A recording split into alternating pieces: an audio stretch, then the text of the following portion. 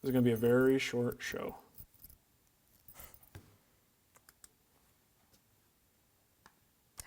There it is. There it goes. Suckers. I knew what I was doing. No, you didn't. Okay. You had no idea. We're just lucky to be here. I'm just happy to be here. Okay. I'm like, I'm watching the delay in the feed. I'm so like annoyed. You always have that That puss. that RBF. Oh, that's So she, who's not happy to be here? Nicole. All right. I guess let's do a show. Okay. Got a case of the Fridays. I'm Nicole. I guess I'll do a show today. That's funny. Hey, it's Friday Live. Hey! Friday Live PM. We're doing it in the night. Because doing it in the day just isn't as fun. You know what I was thinking? Because we were having trouble getting started. I was thinking, everybody's home. Everybody's streaming Netflix. Everybody's watching porn, right? It's well after 6. Yeah. That's when we do that. So happy Friday. It is Friday Live PM, and we are going to do a show. We got some questions here. We do. And I have some questions in the chat room. Nicole's got questions in the chat room. Let's just throw it out there. If you want to support the show, patreon.com/woodwhisperer is where you can go and get priority treatment for your questions. But we will grab stuff from the YouTube chat as well. And we are just streaming to YouTube tonight because Facebook doesn't want to play along. It's morning in Australia. Hi, Ness. Good morning, mate. Yep. That's a perfect accent. So it's an AM show for her. It is, right. So this is interesting. Nothing to do with woodworking. Some of you may have heard that I had some dental work done recently. I had a crack in 2 of my teeth and had to get crowns put in. And I had temps, which I guess it takes them a couple of weeks to make the permanent ones. So the crown was put in, and then I started to get even more pain and swelling and stuff. So I had to go back today, 2 days later, to pop the temporaries off and put them back on and reposition. It's a whole stupid thing. But I went back today as if I wasn't sore enough, and they're in there poking and fixing things and getting cement off and then putting more stuff in there. It was a blast. I had a really good time, and I hope to be able to do it again soon. He was like, "You want look at?" I'm like, "No, I don't even want to look at it." I'm like, "I don't want to go near Well, it's you." because the gum is all bruised and purple, and the fake tooth thing, like the temp, is all crystal white, like perfect white, creamy color, which is not my tooth color. My tooth color is like, 25 years of coffee color. Dentist. So, good stuff. There is no brew tonight. The brew I have chosen is water. Well, look, we've talked about this before. It's hard for us to drink like when we don't have the support like we used to. We've got a babysitter tonight. That's the only reason we're able to do the show. Yeah. And I think it's probably going to be something we'll do more often. Hey, watch the kids. We're going to get drunk. Yeah, exactly. Put them to bed. We're going to be wasted. All right, so let's get to our questions. I think that's a great idea. I'm drinking my water out of my sweet WWF cup. Jake the Snake. Rowdy Piper is over here. And Sergeant Slaughter. Yeah, it's pretty awesome. I bought that. I know you did. All right, so I got a couple of questions here. Oh, you know what I want to show you guys really quick? Bear with me. I spent some money. I spent a lot of money. Blue Spruce tools. This is just a lid. It's not actually a tool. I bought a bunch of chisels and spent a great deal of cash on them, but I think it was worth it. Did you ask my permission? Do I need to ask your permission? No. Let's be real. It's my business. So the company is called Blue Spruce Tool Works, and they just make some amazing stuff. Now, those of you who are on a budget, don't turn this off right now because it's just going to make you mad. These are not cheap, but they are some of the best tools around, and specifically they're chisels. So you can see they have a couple different handle choices with the material that you can choose from. Things like a blackwood, cocobolo maybe, and then figured maple. And they are that resin-infused material. Have you ever heard of that? No. Well, it's pretty awesome. Like, so they basically take the wood, care. they infuse it with resin so it becomes even more durable, and they just have such a great feel to them. So just got these today. The mail lady drove up right as Wood Talk was finishing recording, and I about squealed to the guys and screeched as I ran outside and got my box of new tools. So these are fantastic. Look, I just ate dinner. If it's within your budget to explore these, go check them out. Blue Spruce Tools. This is not a commercial. I paid $30 for all of these chisels. as far as anyone knows. No, seriously, these are really expensive. They're like 70, 80 bucks a piece. I dropped about $1,000 on tools. Don't tell me that. Just let me live in my. Listen, lady, Yeah. it makes me happy, and my happiness is important. But these are great. So, hey, I bought $1,000 worth of chisels, and I gave them a free commercial. I'm a nice guy. Yeah. Okay, let's do some questions here. And I'm grabbing. We have lots of questions. Let's start off with a question from the chat. Stuart Johnson. Stuart from SNL. Yeah. Sorry, Stuart. Ooh, what are you doing here, Stuart? Californians. What is the general feeling of using hide glue? We've talked about hide glue quite a few times on the show. General feeling? It's great. Hide glue is interesting stuff. But do you use it? I don't think you really use it. I've never really gotten into it. Hide glue, basically, let's grossly simplify hide glue. It's a very old product, and some people don't like it because it is an animal-based product. So that's something to keep in mind. But basically, you have two modern-day versions of this. You have the stuff that goes in a glue pot, which basically it's solid at room temperature, so you need to warm it up. And you have the glue pot going, and you slather it on your work. If I have a wax pot, just like that. Is it just like that? Exactly like that. Don't you dare take my wax. Your wax pot? If I go in my bathroom. I'm doing my unibrow, huh? Okay, so it's a lot like that, and you basically warm it up as you need it. If you're doing a lot of work, you just kind of keep the glue pot, nice and warm, slather it on. The stuff kind of smells like dead animals. Since then, modern day versions of this, you've got a couple different brands out there. Type On makes a room temperature stable hide glue. Old Brown Glue is another brand, and those will work at room temperature. And I know like Old Brown Glue, for instance, works a little bit better if you warm it up, or at least the instructions say you can warm it up if I recall correctly. And basically hide glue, what's interesting about it is it holds real well, but it can be released. So unlike most traditional woodworking glues, PVA glue, traditional is the wrong word, hide glue would be more of a traditional glue, but like our more modern glues, they don't really come apart once they're together. Hide glue can reverse, okay? So with a little bit of heat and moisture, you can kind of pull those joints apart if you really needed to fix something. So maybe you're building a chair. Repairing a chair is not an if, it's a when. At some point, you'll probably need to do a repair. Well, if it was made with hide glue, you could very easily pop the pieces apart, fix what needs to be fixed or replaced, and then put it back together. So it has its advantages. There's also hammer veneering. If you want to get into veneering, you would want to look into hide glue. Anytime anyone mentions hide glue or I see it referenced, I always think of Tom Ivino. Oh, he did an article on it, didn't he? In Pop Woodworking, I believe. Oh, yeah, that's right. Okay, good memory. Wow. And we just talked about this on Wood Talk as well, because I think Shannon, out of the three of us, would be the one to use hide glue most often. But it's a great material. I don't think there's anything wrong with it. I just haven't gotten into it, and I just reach for what's on my shelf, and it tends to be a good old bottle of yellow glue. All right, let me get a question here from Mike Davies. He says, hey guys, love the PM show. May have a few beers along with you tonight. We're really letting people down with this no alcohol thing. It's all your fault. Why don't you go get me a beer? No. This never works in our family. I don't know what the problem is. I know.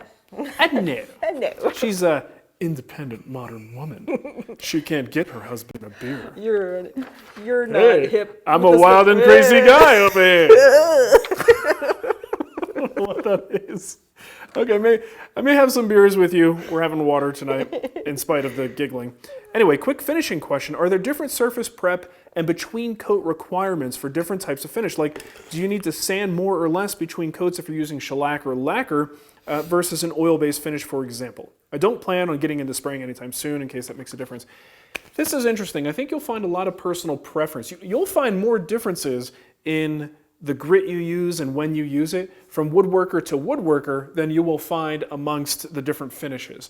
I think it's just kind of what people like to do. My personal policy is I sand the surface if it needs to be sanded, and what I mean by that is if it's not smooth.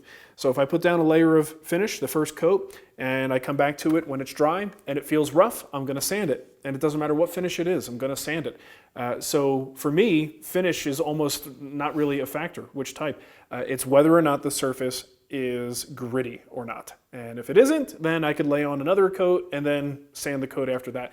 There are some finishes like polyurethane, classic polyurethane, where people say you do need to sand that to create that mechanical tooth so the poly binds from coat to coat. I don't 100% know if I believe that, but I use a lot of non-polyurethane varnishes, which could make the difference for why I haven't seen any issues there. But ultimately, I treat all the finishes the same. The Wood Lab wants to know how you're liking your Duluth trading pants. He Well, ordered a few pair himself. Thanks for asking, Jim. Bill, or no, is that Jim? The Wood Lab? I believe it's Jim. Okay. Jim Ashley. Oh, he can I confirm. didn't know that was Jim. It's Jim. Oh, hey, Jim. I'm pretty sure. I could be talking out of my butt. I occasionally do that. Speaking of my butt, they look fine in some Duluth trading pants, I almost call them. Here's the thing. Those pants are heavy duty. Like, They are. They're the Like I could make a rap album. It's like the flex something or other. They're fire hose flex whatever. So it's basically like the liner on fire hoses is what this Yes. stuff is made out of, and it feels heavy. So these are not what I would call summer pants. no. These are not beach pants. Could you imagine those in a short material? Oh, God. They would. Well, I think they actually have them. Do they? I believe they do. They have some. Anyway, super high quality. They're practically bulletproof. In the winter, I think I will welcome that sort of feel, but they are heavier than most pants I'm used to, and that's the whole point. Is that my crotch will open up like it did when I was at. I was at Ann's shop, and that was the first one. And he brings them home, and he says, "Oh, it's just small. You could sew it. You could sew it." And I looked at it; it's like huge, The and it's entire- going like up, and The entire taint area. it was not an eat. Like if I had like maybe a patch, Yeah. like a piece of fabric, Crotch then patch. I could have patched it up that way. Well, but then the second pair, they ripped like a week later. Yeah, so they were all kind of on the same time frame. But these will not rip, so they're good. I'm going to try some of the other ones. In fact, I just got a bag from Duluth because, of course, now I'm buying underwear and socks because I'm some kind of like fashion maven over here. And you know what I like? That you're buying your my own clothes? underwear. I'm a big boy. Yeah, because I don't think Nicole's been replacing underwear going, when did you buy these? And I'm thinking, I think that's from college. Possibly the last time my mom bought me underwear. She's like, well, they're going in the garbage. I know there were some Banana Republic ones in there that I was like, I know I bought these when we first met, and we met in 2000. Look, if it covers my business, I don't care. It all goes under my pants. So anyway, Duluth Trading Company seems to have some really good stuff. So if you guys are looking for good workwear, they're very highly regarded. I'm just looking for some of their other types of pants that might be a little bit lighter material, not quite as heavy as those other ones. And we're getting in the short weather, so I'm going to have to put these in the closet for another year anyway. Right. So Anyways. they are not an advertiser or a sponsor. No, though none we of will this is. welcome them if they want to. If they want to sponsor and send me some free pants because they're not cheap, they have a store up in Thornton, I believe. There you go. I should go there. All right, I got another question from Yoso. He says, how do you keep your workpiece square when using stationary belt sander and disc sanders? I see people do this freehand all the time, but I get mine out of square every single time, even with a high grit 220 belt on it. It's just too aggressive. Well, Yoso, Aggressive. B-E, aggressive. B-E-A-G-G. All right, that's enough, Nicole. Can you believe I was a cheerleader one time? I do believe it. For one year. I do That was believe it. it. And I was Until like, you kick the coach that's in it. the balls. He asked me for a beer, and I kicked them in the balls. I said I'd rather be playing. Okay, so here's the thing. Unless you have some kind of an aid to keep the workpiece square, it's going to go out of square. The table keeps it generally square in the vertical orientation. If you have some kind of fence in place, you can keep the workpiece square. But if you go freehand, it's only up to your ability to keep it square. Now, some people, of course, freehand are going to be better than others. But in reality, a lot of times what I find is what you may not be seeing. If you say you're seeing people do this, are you seeing them put a square up to it after they're done? Because a lot of people do that and it's not necessarily square and maybe they don't care or maybe they don't notice. All right. So I know if I went freehand and thought I had something square, there's a good chance it wouldn't be. It's a question of whether it's a critical. The thing is, usually at that tool, you're not doing something critical anyway. If you are, you probably shouldn't be using that tool to do it. Usually it's not square and it's just not visible unless you put a square to it. And that's probably what's happening. But there are ways to upgrade those tables. You're on, sister. Mike wants to know, why are sealers acetone soluble? What's that? I don't even know what he's asking. What? Why are sealers acetone soluble? Yeah. I don't know. I don't know. Sealers is a very generic term for all kinds of finishes. And acetone is an extremely caustic, like nasty solvent that dissolves just about anything. I mean, not anything, but obviously it's pretty nasty stuff. You use acetone to, you can clean up epoxy with it. It's one of the few things we have in the shop that can clean up epoxy effectively. So I don't know exactly, but I also don't quite understand what you're asking. Yes. I do have some super chats. I have one from, the Wood Lab again, Jim. See? And he did say it is Jim. I told you. I know Jim. Glad to be joining live. His son's name is Ian. Oh, is it? My brother's name is Ian. Oh, there you go. Glad to be joining live. Jim has a great beard. Would you stop interrupting me? I'm going to get an email. You're going to get an email saying, you better stop interrupting. You always interrupt Nicole. And then I get emails saying I You don't interrupt have him. respect for her. You obviously don't love her. Right. Oh, I love you too. I haven't been able to, in a while, join live. Oh, okay. Coping versus fret saw. Which to use when and what is your preference? For me, coping and fret, it's big and small, right? So if you are doing, these curve cuts, maybe you're cleaning out the waste between large dovetails, your coping saw is going to be perfectly fine. You could put a smaller, finer blade on your coping saw and do just fine with it. The fret saw comes in when you're doing a smaller scale stuff. And a lot of times, and I even got my big old coping saw here, I've got a pretty sizable blade on there.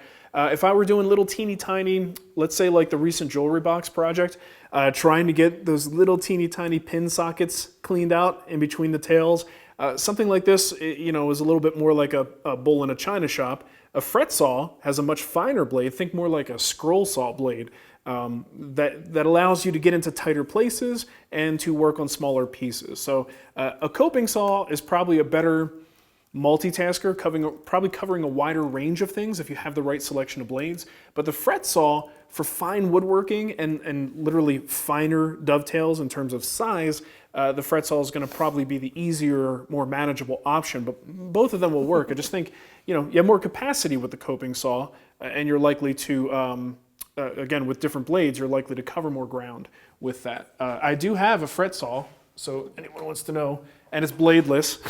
So it's obviously very effective for me, but look at the size difference there, right? So it just kind of depends on what you're doing, scale of the work that you're doing. While you're doing that, Gazank said, I added all the seasons of The Wood Whisperer on my watch list on Amazon Prime. The thumbnails of Mark through the years is pretty funny. I picked all of those thumbnails. Thank you. So yes, I tried to pick I'm glad to entertain. eye-catching thumbnails for the videos. I think that's going to be the screen cap for the video. Nicole going, what are you doing? Stop it. So yeah, You don't even have I big had a lot of boobs. fun with those thumbnails. Yeah. Tack said, I have to put a finish on a walnut bed, but the more I research, the more confused I'm getting. Stop researching. Any tips? Stop researching. Yeah. It depends on the type of finish you want, the type of look you want, and this is where you're getting caught up. Yeah. Let me simplify it for you. I'll give you a couple recommendations. You want something that's a lot of protection, that's going to last quite a long time, and give you a film and something of a sheen. Pick up a product called Armor Seal. It's a wipe-on poly, and basically it's already thin, so you just grab a rag. Two ways you could apply it. You could just wipe it on in smooth strokes and just leave it on. You're just applying it very thin. Or you sort of wipe it on very quickly and then grab a clean rag and wipe off the excess. Do that for 3 or 4 coats and you're going to have a really nice finish on there. That's if you want that film. If you don't, honestly, I'm still doing some research on this stuff. I have a question about this too. Okay. Check out products like, these are all the rage these days, Osmo and Rubio Monocoat. You could not get any easier and foolproof in the application of those finishes. They're hard wax oils. So you're basically kind of buffing them into the surface, and what they leave behind is a very light duty finish. Looks very natural, but it's difficult to mess it up. But it will look terrific. You'll be a hero of your household. Since you brought up the Osmos product, William Bixby said, I noticed you switched to Osmos Poly oil as your go-to finish. And Nope. I was going to say, I wanted to read it because I know that's not your go-to right now.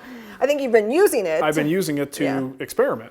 So in some of your recent projects, what's your take on the hard wax finish after using it for a bit? I'm still determining what my take is. These finishes have surprised me. I've made some assumptions about them that aren't quite accurate, and I've made some of my own hard wax oils, and I'm playing with this stuff. I'm trying to figure out what this actually means. But they are deceptive, and what you think of as a traditional oil wax finish, not quite the same thing.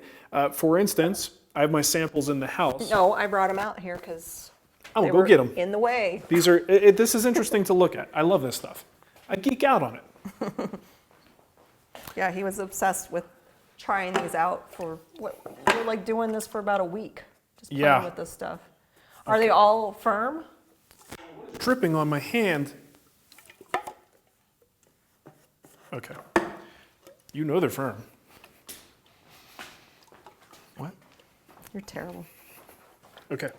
So one of the things that really helps me evaluate a finish is seeing what is left over when the thinner evaporates, or water, if it's water-based. Once that evaporates, what's left on the surface? So if you can take the top of a small paint can or a can of stain like this and put some finish on top of there, it's a great way to see what you're dealing with. And this is, whatever's left is what's going to be in the wood or on the wood fibers, and it tells you a whole lot.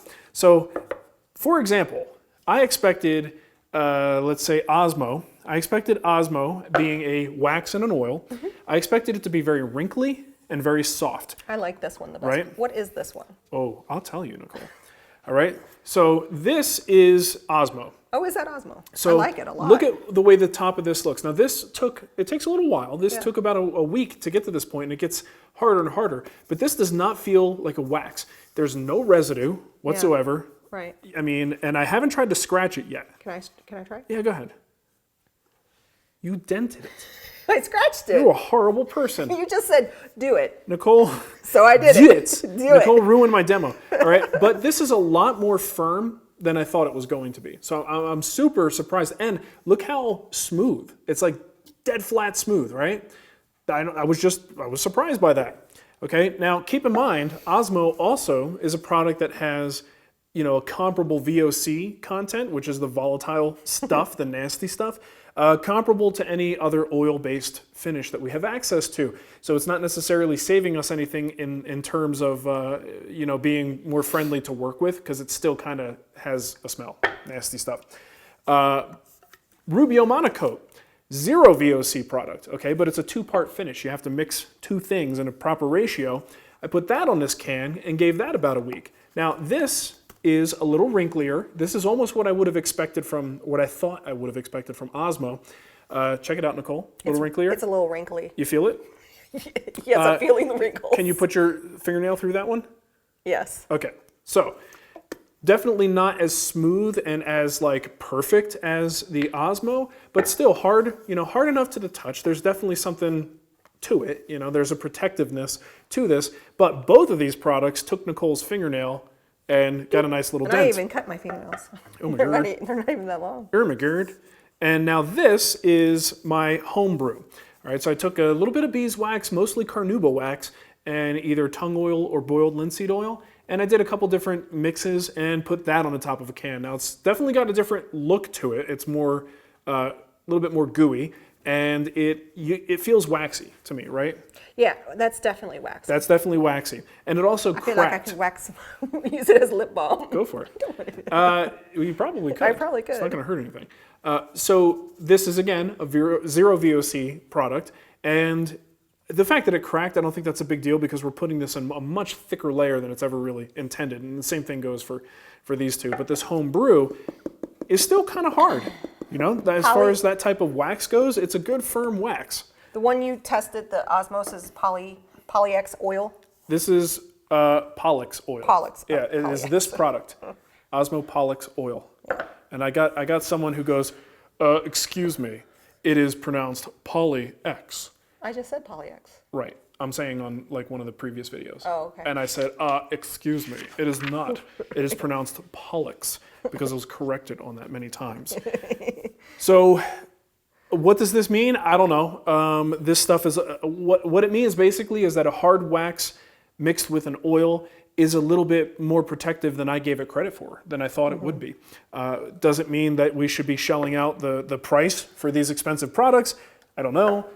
Based on the hardness, I would say that I would probably go with a Rubio Monocoat if I were picking one of these because it's 0 VOC, right? So it's not, they both took your fingernail dent, right?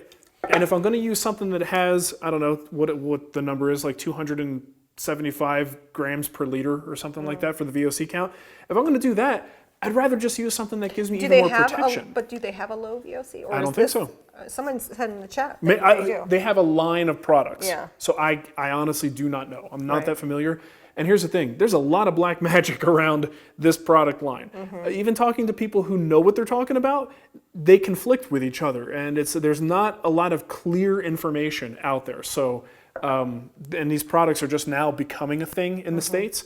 They've been a pretty big deal for years in the UK and Canada. So you just spurred a ton of finishing questions. Oh, so I will jeez. just piggyback Oh, off on that. no. NVD says, I've always wiped Armor Seal. Is it possible or worth spraying? Nope. Nope. I mean, yeah, it is totally possible to spray Armor Seal.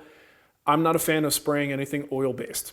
It gunks up my guns, it's just a pain in the butt, and because oil-based likes to run and doesn't dry quickly, it's not a great candidate for spraying. I guess if you're doing a very large flat surface, you can get away with it, but not my favorite way to do it. Armor Seal absolutely can be sprayed if you wanted to go that route. It's also pretty wasteful for an expensive can of oil-based finish.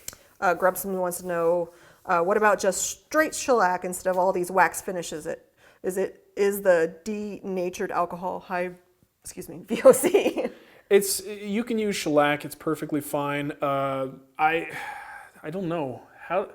I don't know. Is Why are you looking at me? my science background failing me here? It's in the oil-based finishes. It's your mineral spirits, your naphtha, I'm sure things there's like probably that. like a chart that will that could. But I don't know how ethanol relates to that. The bottom line is you don't want to breathe that stuff either. Too much of Yeah. that is no good. So spraying shellac or applying shellac, you're still going to wear a respirator and have good ventilation. The end product is a more natural product in the shellac film, but you're still, denatured alcohol is still nothing you want to take a bath in. Speaking of stinky, Mechanical Mind 7 is building some shelves, and I normally use tried and true finishes, but I'm concerned it might stink up the inside of my pantry. Would PU or another finish be better? PU? I don't know what PU is. PU. Pickup. PU. With PU. Polyurethane? Maybe? I don't Didn't know. we do this before where I said, where I was like, duh, it's polyurethane. Yeah, probably. Yeah. You know what? Tried and true, I don't find tried and true to be that stinky. Yeah. Tried and true finishes are just polymerized oils, and they have different mixtures, one He with says wax. he's normally used tried and true, so he thinks they're stinky. It's got the oil stink. Yeah. It doesn't have like a polyurethane stink, Stank. a stink. And I think linseed oil, do you remember when we had our bathroom tile was sealed with a linseed oil product? And oh my gosh, did that stink for a long time. It was bad. So it can. I guess I see what he's saying. Yeah. I didn't really think tried and true was that bad. If stank is really a problem, you might want to stay away from the oil stuff altogether. Even a polyurethane is going to have a certain amount of off-gassing time. You would need a lot of ventilation to get that out of there. So you may be looking, speaking of shellac, shellac is a good substitute. A water-based poly or acrylic water-based finish is a good option. And then lacquer. Lacquers don't really have a whole lot of odor once they cure. I would probably stay away from the oils. I mean, even this stuff, the more natural type stuff is going to have that kind of an odor. Stankiness. Stankinese, yes. Alan Lilich says, Friday night, you have a babysitter and you're spending it with us. That's what I said. That's what he said to me. I said, Like, Nicole, what? Well, let's go to a movie. And she said, no, we have to do the show. We have to do a show. Okay, anywho, what's the deal with table saws? The power switch is on the left, so we stand to that side, which I take issue with, by the way. I'll talk about that in a second. Why is the longer wing on the right? Way back in TWW 190, Mark went through a lot of trouble to make a jig to support long work pieces hanging off the left side. It would have been so much easier if the long wing were on the left. Thanks for all, Alan.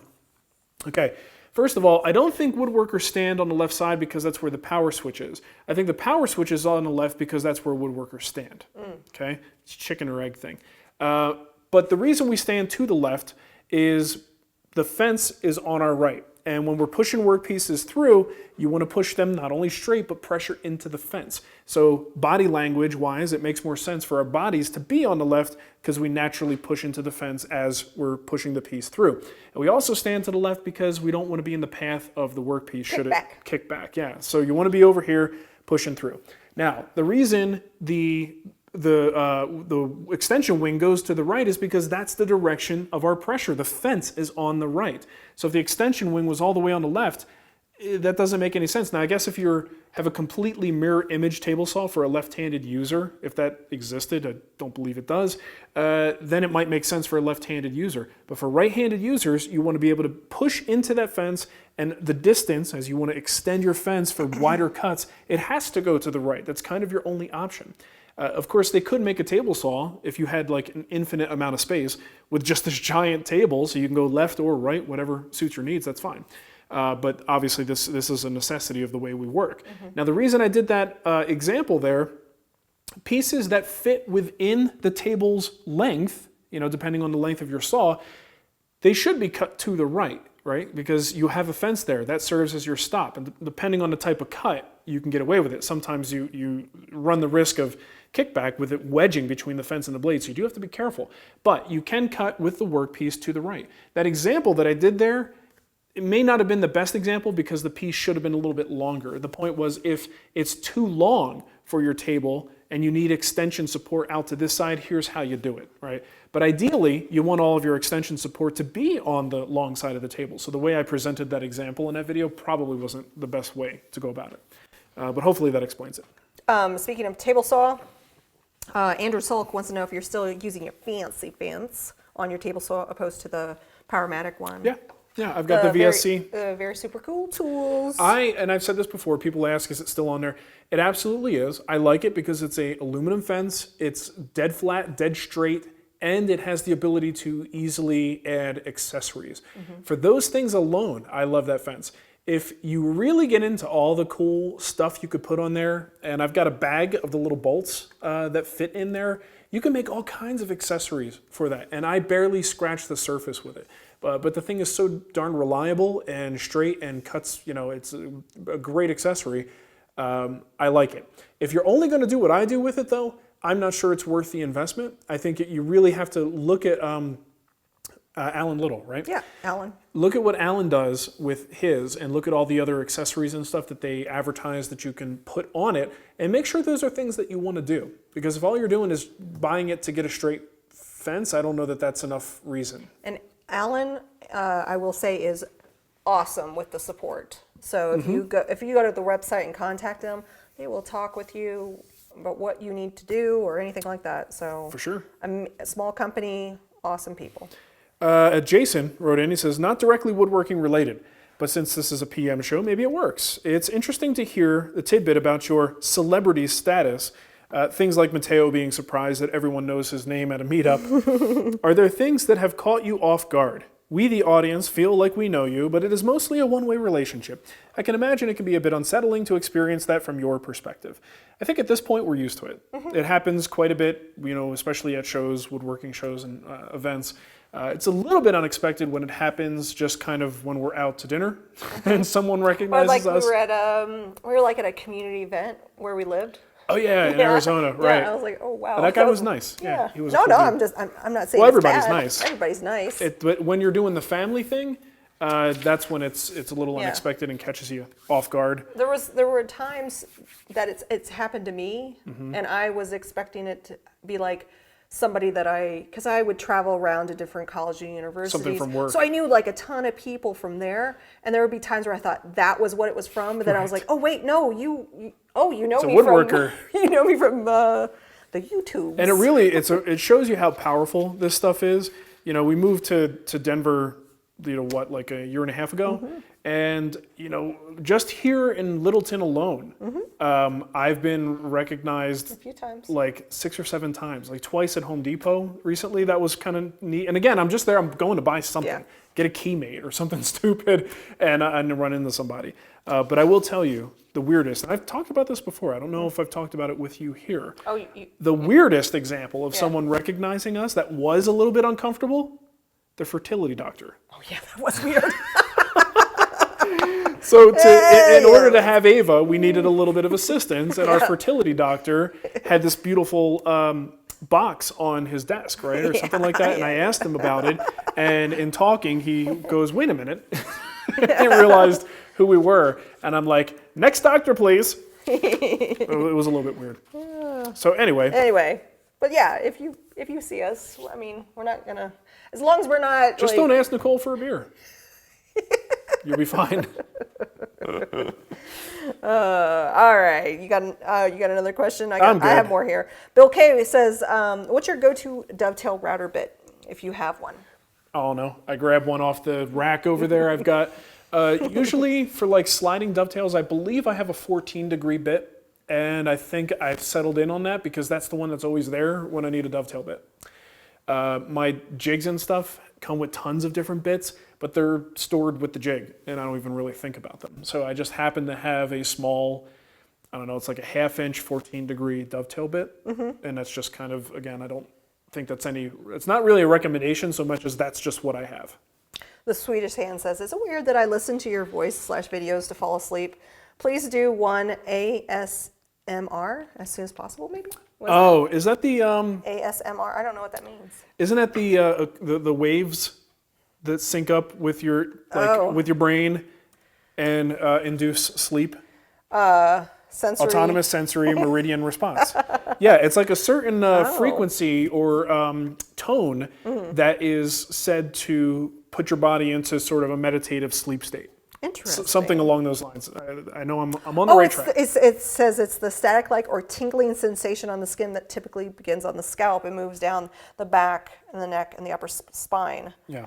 It happens to me when someone brushes my hair. I love when my hair gets brushed. Yes. So anyway. But I think it's like it's something that can be put into audio treatments. Oh, interesting. Yeah. So he listens to Seinfeld every night. Hey, Seinfeld's voice, George and Kramer, they put me to sleep every night. I used to watch Woodworks when I would fall asleep. For me, I do enjoy at the end of the night. I guess everybody's brain is a little bit different. For me, I have trouble shutting everything off. So listening to something familiar and comforting that doesn't actually take my attention, it's just a satisfying noise that washes out any noise that happens to be in my brain. So about 5 minutes of that, after I hit the pillow, I take my little AirPod out, put it on the nightstand, and I go to sleep. Yep. So I'm not offended at all. I'll caress your ear holes anytime you want, especially at night. Mike Tabbert says, "Are there any areas of woodworking that you don't know a lot about?" Yeah, there are. Definitely. Yeah. I don't know much about pocket screws. I don't know much about pallet wood. No, I'm just kidding. Stop it. I'm being snobby, Nicole. Yeah, you are. Let's see. Marquetry and decorative inlay, intarsia, scroll saw work, turning. I'm very utilitarian when it comes to turning. I can get furniture parts made. Were you in awe of Ashley when she was here? Oh my gosh. Yeah. She's like just a maestro. I see the little finial over there. Oh yeah. Well, I think it's I'm gonna. so tiny. Yeah, I want to give that back to her though. I want her to continue, put it through the process and make the rest of the sea urchin ornament that it's supposed to be. I thought she gave you the other part of it. Well, she gave us a gift. Yeah. But I want that one to go through the process. Oh, okay. But I'm holding on to it. Okay. She's amazing.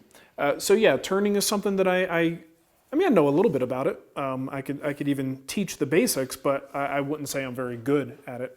What else? God, there's tons of areas. I don't know anything about CNC. Yeah. Don't even know the first thing. I mean, I understand the concept and I respect it, find it very useful. But I would, if someone plunked one down in the shop, I'd be like, "Brr."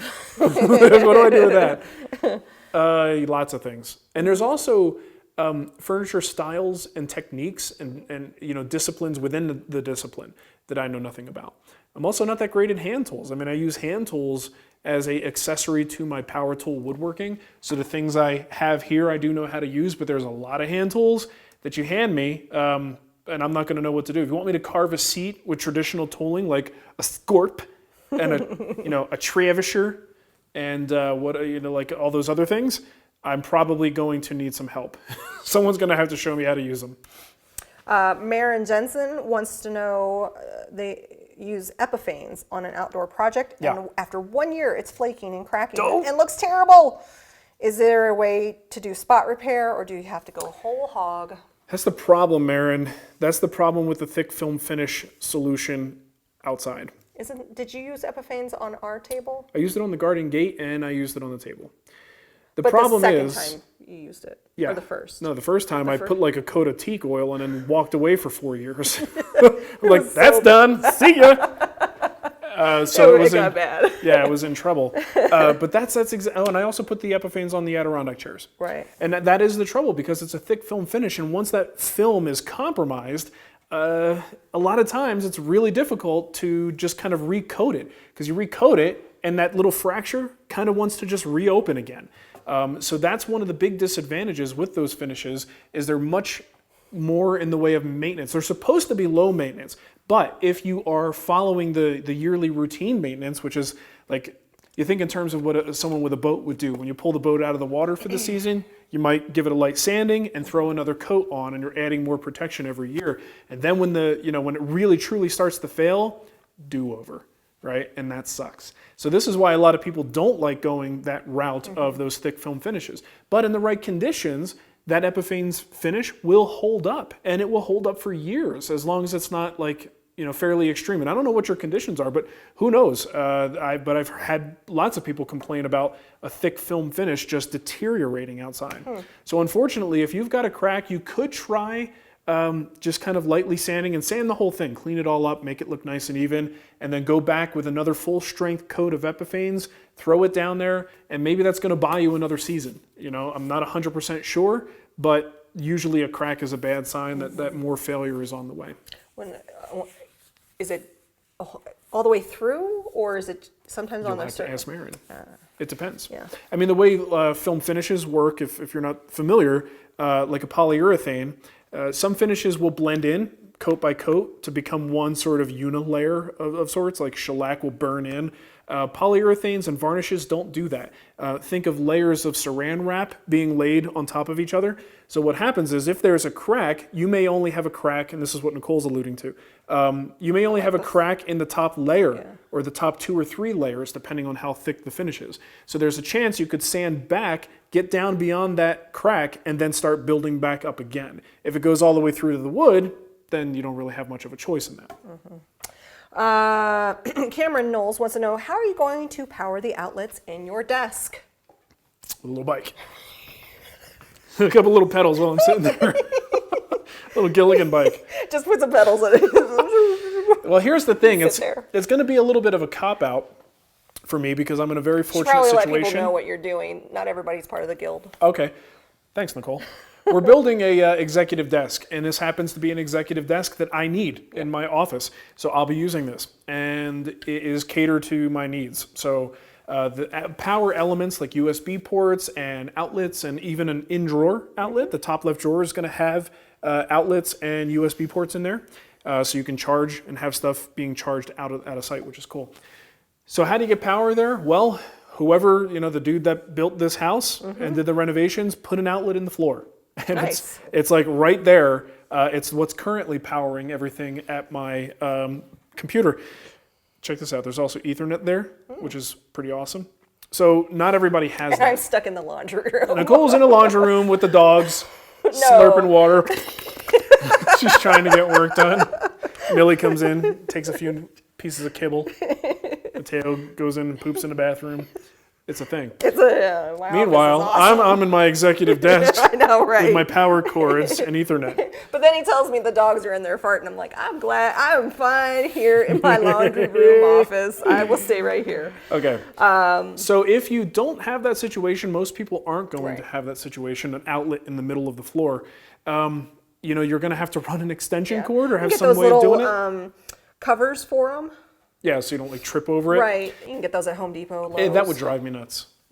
I would not be able to live with any kind of extension cord. Would you feed it underneath a carpet? Put a rug down or something? No, like I think what I would do is push the desk against the wall and not have this sort of centered desk. I would have to have it near a wall. Right. So you got to get power to it, and I'm not sure how to do that. I know there are under rug solutions, but like flat extension cords and things like that. I'm not even touching that. I don't know how well that would work. Seems like it would always have a bump under there, and I don't know about the safety, so I'm not going to make any comments. Gazang brought up a very good question. Oh, boy. Is it going to be large enough that you can sleep underneath there, George? Yes, it is. In fact, there will be a shelf for a mug and a drawer for my sleeping bag and pillow. And some snacks. And a couple of little snacks. So we do have some super chats. We have one from Justin Hill. 2 dances now. I feel like I should be tipping. Do we dance? I don't know. Maybe. Maybe. I dance all the time. I'm like Ellen over here. Travis Bartons. Thanks again for the great win on the Triton Dowler. Oh, that's right. So He was the Travis, big dowel winner. We've been giving stuff away, man. Yeah, we have. I now have sorry. to find a project to use it on. So Enjoy it. Travis got his dowel. All I did was I tried it like 2 or 3 times, and I said, well, that was fun. Yeah. Let's put it back in the box and give it to someone else. Tried it out. Triple J Custom Jose Jose. says, for your AM coffee run, Oh, thanks. you know us well. Yes. You know us That well. has amazing restorative power. It's like, oh, it's an extra large morning. That's actually how you know how our morning's going, Yeah. is the size coffee that we get. Okay, what else? We got one from You Do It. Do you find having this channel separates you from your main Wood Whisperer channel? Is it better to keep the live stream separate from the main content? It's a really good question, and I don't even know the actual correct answer. Yeah. I know what my gut tells me. My gut tells me that YouTube is a fickle place. And if YouTube, your audience, let's say, starts to expect a certain type of content, and you veer off from that and do something different that they don't like, you lose subscribers. Off with their head! Off with their heads! And it's so what wound up happening was, while it's all woodworking, and a lot of you, especially people who are watching, will enjoy potentially both types of content. You like the projects, you like the techniques, and then you like this goofy live stuff. You're a very small percentage of the greater audience. There are a lot of people who think this is stupid and don't want to sit there and watch it. So instead of like a normal, reasonable human being who says, "Oh, I don't really like the Friday lives. Okay, I'm not going to watch that. I'll wait till a project comes." There are people who go, unsubscribe or dislike, right? Yeah. And that's how YouTube works. So it made sense to me. We already have 2 thumbs down on this show even. Yeah, on this Why one. are you watching this? Exactly. Like, why are you here? I separated it to avoid that. So honestly, that's what it comes down to. But the part of me does regret it to some extent, because it does give this appearance that we're not as active as we actually are. If you take my guild efforts, Wood Talk, and the Wood Whisperer and put it all together, I produce a lot of content. But if you only follow one area, you may not see it all. So it does make the Wood Whisperer stuff look like it's a little bit less active. But I think this type of content is so unique from the other stuff that we do. It kind of is better off in its own place.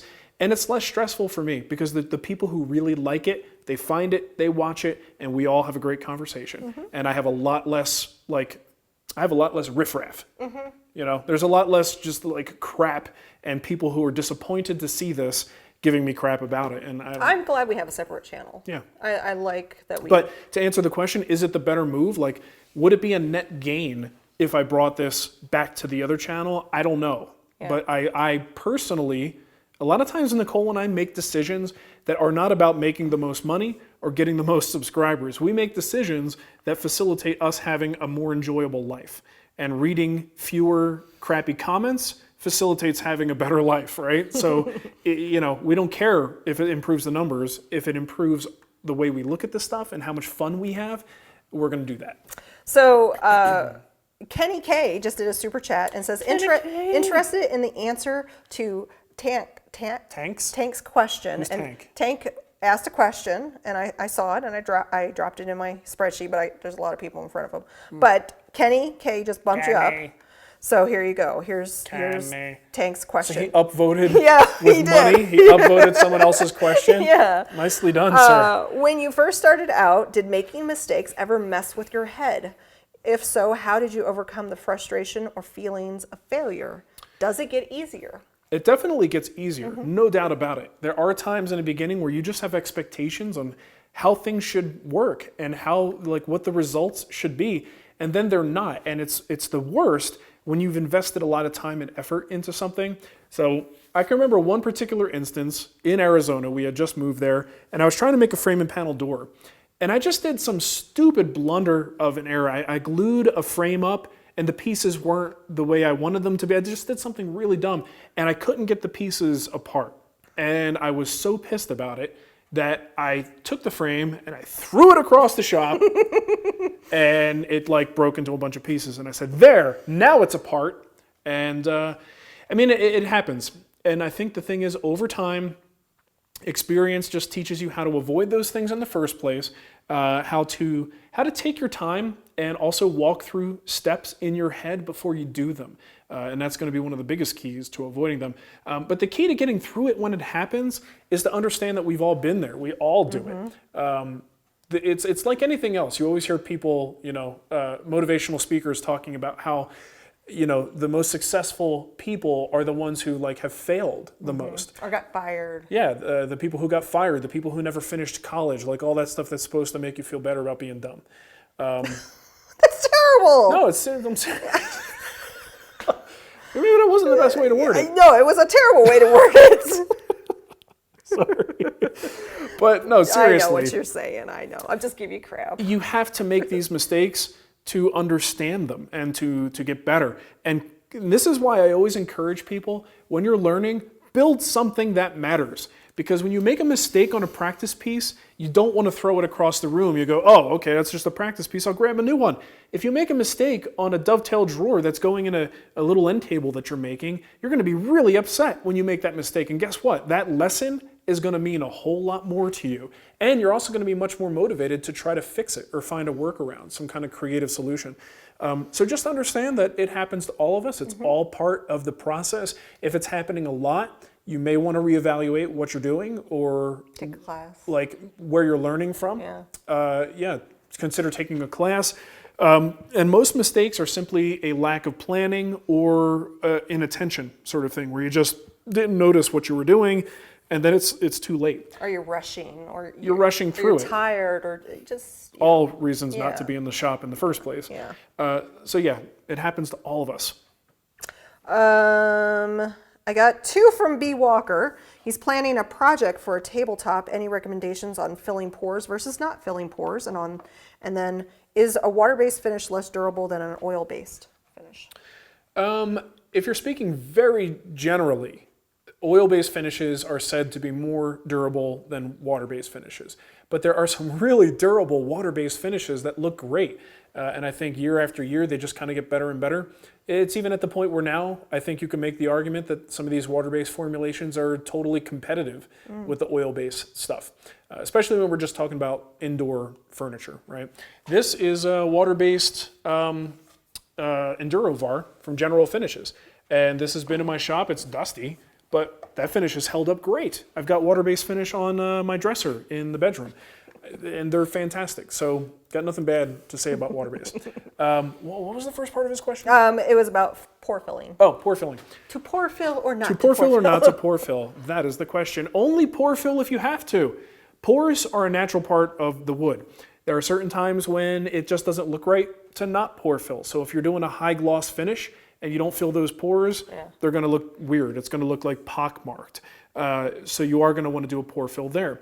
But most of the time, I mean, I can count on one hand the number of projects I've made that I felt inclined to fill the pores with. Because to me, I'm building with wood. I'm using finishes that I don't really like super high glossy finishes. So I'm using finishes that look good when the wood looks natural. Here's a good example. These handles, for instance, this kind of finish that's on there, if this were an open pored wood that did not have the pores filled in some way, it would look weird, right? But this stuff is just this continuous It almost looks like layer. marble. Well, yeah, especially this figured piece here. And I think on this Cocobolo, you've got a couple of pores there, but it looks like the finish, whatever finish is on here, it's thick film, that has filled those pores. Could be the resin too. What is your go-to? I know what it is, but just say what it is. What your go-to For filler? Yeah. Timbermate is a good option if you want like a colored filler. There's Aqua something. Marina? Aqua. Yes. Aqua Velva, actually. Aqua Velva. And do I have some? I think it's like Aqua Pore, Aqua something. It's a clear filler. And it kind of, yeah, I guess I don't have it. It kind of depends on what you're looking to do. Obviously, clear is going to let the wood color show through. If you're using Timbermate, you have to nail the color. You have to You know get what I should do? a wood color that's close to what you're I using. should go to our Amazon store and add some of this stuff because I don't think it's in there. Yeah. Timbermate. Do that right now. Timbermate. Yeah. Amazon.com All right, one more question. /shop/The Wood Whisperer. One more question, One more. and then I got a date with a bowl of cereal. All right. We had a ton of questions today, and there was only so much time. Jason Marson said, "What of the guild projects would you say is a good one to start with Shaker table. for a limited in progress build of a shop, other than the frames? Shaker table. Shaker table. Shaker table. Shaker table is a good foundation project. You've got little tapered legs. You've got mortise and tenon Didn't joints. you just do something new with the table? Like, did you do a video? No, I took a picture of it. Oh, you took a picture. I took a picture of it. That's all I did. The tilt top table, I did the latch, the catch on it. But you know, you've got a drawer construction. You've got a beveled top, panel glue up for the top, and dovetails. Aqua coat. Aqua coat. Thank you. So aqua coat is like a clear gel kind of material that's supposed to be pretty good. Oh man, I'm logged into the wrong account. It's all right. Don't do it now. I'm doing it right. Do we have anything else we want to do before we? Did you want to thank anybody? Did you already thank people? Who? Oh, shh. Nikes. I don't have my phone. It's in the house. We'll thank you later. We'll just roll it over to next roll next it week. to the next one. Let's pick a winner. Winner, chicken dinner. How about Jason Goodrich? Because he called us celebrities. He was pandering to you. He was. Am I just falling for his little trick here? So Jason Goodrich, you get to be the guild project winner for today. And for those that won last week, I can't remember. I gave away some. I haven't gotten to the post office. I'll get to the post office this week. I promise. So lazy. I haven't forgotten about you. Yeah. But I think that's it, right? Yeah, we're good. I think I'll be spending the night honing my chisels. Honing your into chisels. the wee hours of the night. Yeah, that's why we were late, honestly. No, it isn't. Yes, it is. You were telling the babysitter how famous we are doing our show. No, I was not. I was trying to explain to the babysitter why we needed Why we're going into the garage. It feels like For an such hour. a weird thing to do. Watch your kids. We're going to the garage. Which, I don't know, it's a euphemism for some couples, Yeah, maybe. I guess so. Okay, so we're going to get out of here. We're going to go to the garage. Yep. Does that make you uncomfortable, Nicole? Yeah. Nothing you do or say anymore. After 5 years of marriage. 5. Yeah. All right, thanks, everybody. Bye, everybody. Toodles. You guys like the brighter picture on the live show, huh? Did I improve that for you? Everybody was complaining about it last time. You like it?